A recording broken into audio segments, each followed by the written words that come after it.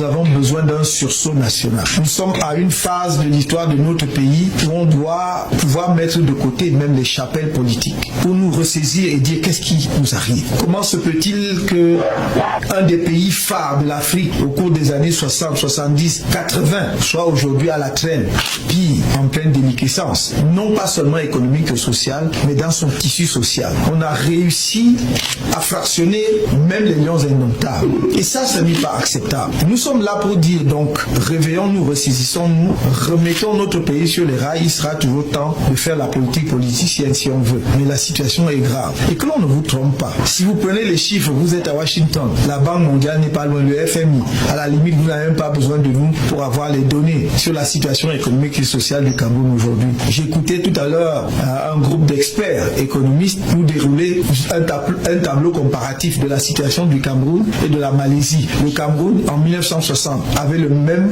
PIB par habitant que la Malaisie. Aujourd'hui, je crois que j'ai pu retenir les chiffres, mais le PIB de la Malaisie est multiplié, est fait 10 fois, ou si je ne sais plus combien, 17 fois le PIB du Cameroun. 17 fois.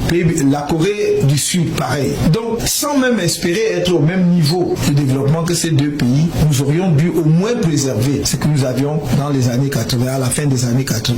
Mais même cela, nous n'avons plus. Donc, ce n'est pas, je ne sais quelle sorte de critique, vaine critique pour la critique, que l'on s'attaque à ce que le régime actuellement en place fait au Cameroun. C'est un désastre. Je crois qu'eux-mêmes, je ne sais pas, il va falloir qu'à un moment donné, ils se secouent un peu pour se réveiller, pour réaliser qu'ils sont en train de mener le pays à la catastrophe. Ça n'est bon pour personne. Que l'on ne vous trompe pas en parlant de « je suis originaire de » non, c'est tout le Cameroun qui souffre. Quand vous allez à l'hôpital, on ne fait pas de distinction. Quand j'ai entendu ces fumisteries, le tribalisme, le modernisme, je dis où on est. Lorsque vous allez à l'hôpital, vous demandez le nom de l'infirmière ou son identité, vous remettez votre santé entre ses mains. Il ou elle peut être originaire de n'importe quelle région. Mais on veut vous faire croire que désormais, vous devez savoir d'où vient l'infirmier ou l'infirmière ou le médecin pour être sûr qu'il vient bien de votre région et que votre santé donc sera sauve. Ça n'a pas de sens.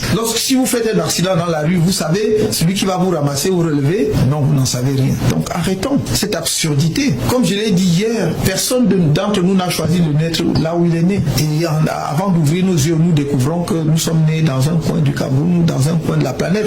On aurait pu naître au pôle Nord ou ailleurs. Ce qui importe, c'est de regarder chaque être humain avec le respect qui lui est dû en tant qu'être humain, de respecter sa dignité. Et si vous avez des griefs contre lui, d'avoir ces griefs sur la base de son comportement et non pas de préjugés grégaires. Il n'y a pas de communauté parfaite, il n'y a pas de pire communauté dans l'absolu. On trouve ce qu'il y a de bien et de meilleur dans toutes les communautés humaines. Et seul cela doit guider notre comportement vis-à-vis des autres. Le jour où nous allons comprendre cela et que nous allons nous mobiliser en tant que collectivité nationale exceptionnellement dotée du point de vue des ressources humaines, alors je vous ai dit, nous aurons 10 ans pour changer la face du Cameroun, pas plus. 10 ans, nous ne le reconnaîtrons plus. Je le dis parce que nous travaillons là-dessus tous les jours. Dès le premier jour J1, lorsqu'on sera en capacité de gouverner le Cameroun, vous verrez qu'on déroulera le programme. On n'arrivera pas pour tâtonner, pour demander par quel bout on commence. Donc je voudrais que vous soyez confiants pour terminer, que vous soyez confiants, que personne ne vous fasse douter. Nous allons passer encore par des moments difficiles parce que évidemment, ceux qui sont,